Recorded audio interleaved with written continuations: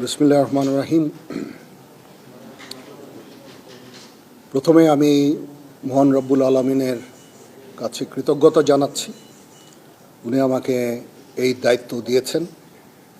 এটা একটা গুরু দায়িত্ব এবং আপনারা সবাই আমার জন্য দোয়া করবেন যেন এই গুরু দায়িত্ব সুন্দরভাবে আমি পালন করতে পারি।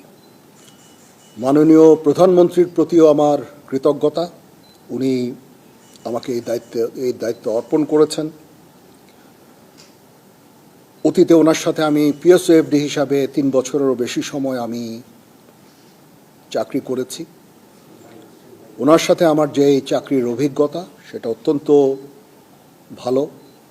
যখনই আমি কোনো সিদ্ধান্তের জন্য ওনার কাছে গিয়েছি উনি অত্যন্ত প্রম্পট, খুব দ্রুত সেই সমস্ত সিদ্ধান্ত দিয়েছেন এবং আমার কাজ করতে খুবই সুবিধা হয়েছে। আমি ওনার কাছে কৃতজ্ঞতা জানাচ্ছি। উনি আবার আমাকে সুযোগ দিয়েছেন ওনার অধীনে কাজ করার জন্য। বঙ্গবন্ধুর প্রতি কৃতজ্ঞতা। উনি আমাদের একটা স্বাধীন সার্বভৌম দেশ দিয়েছেন এবং যেই দেশে আজকে আমি সেই স্বাধীন দেশের আমি আজকে সেনাপ্রধান। সমস্ত শহীদদের প্রতি আমার কৃতজ্ঞতা, সমস্ত মুক্তিযোদ্ধাদের প্রতি আমার কৃতজ্ঞতা। তারা তাদের সোনালী দিনগুলো আমাদের জন্য উৎসর্গ করেছেন এবং আজকে আমরা এই স্বাধীন সার্বভৌম দেশ পেয়েছি। আমার সমস্ত অফিসার, যারা কমান্ডিং অফিসার, যারা আমাকে বিভিন্নভাবে বড় করেছেন, আমাকে শিক্ষিত করেছেন, আমাকে আজকে আমি যেই পর্যায়ে এসেছি সেটার জন্য বিভিন্নভাবে শিক্ষা দিয়েছেন, তাদের কাছে আমি কৃতজ্ঞতা জানাচ্ছি। আমার সমস্ত সিনিয়র যারা আমাকে নার্চার করেছেন তাদের প্রতি আমি কৃতজ্ঞতা জানাচ্ছি। এবং মূলত যে কারণে আমি মনে করলাম আপনাদের সাথে আমি কথা বলি সেটা হচ্ছে যে আপনাদের প্রতি আমার কৃতজ্ঞতা।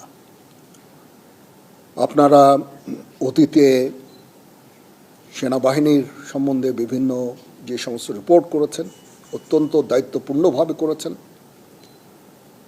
কোনোদিন আপনারা আমাদের বিব্রত করেননি। আপনারা জানেন সেনাবাহিনীর কিছু কিছু ইনফরমেশন আছে যেগুলো সংবেদনশীল এবং ওই দিকটা বিবেচনা করে আপনারা সব সময় বিভিন্ন রিপোর্ট করেছেন। আপনার কাছে এই জন্য আমরা অত্যন্ত কৃতজ্ঞ এবং আমি আশা করব যে পরবর্তী সময়েও আপনারা এই দায়িত্বের সাথে এই সমস্ত রিপোর্টিংগুলো করবেন। এবং আমি কথা দিচ্ছি যে কখনো অতীতেও কখনো হয়নি এবং ভবিষ্যতে হবে না। আমরা যে সমস্ত ইনফরমেশন আপনাদের দিব সবগুলো বস্তুনিষ্ঠ এবং আপনাদের সাথে যে আমাদের সুসম্পর্ক ইনশাল্লাহ বজায় থাকবে। কখনো কোনো জিনিস নিয়ে যদি কোনো সন্দেহ দেখা দেয় বা কোনো ইনফরমেশন আপনাদের প্রয়োজন হয়, আমাদের আইএসপিআর আছে, আমরা আইএসপিআরের মাধ্যমে ইনফরমেশনগুলো দিই।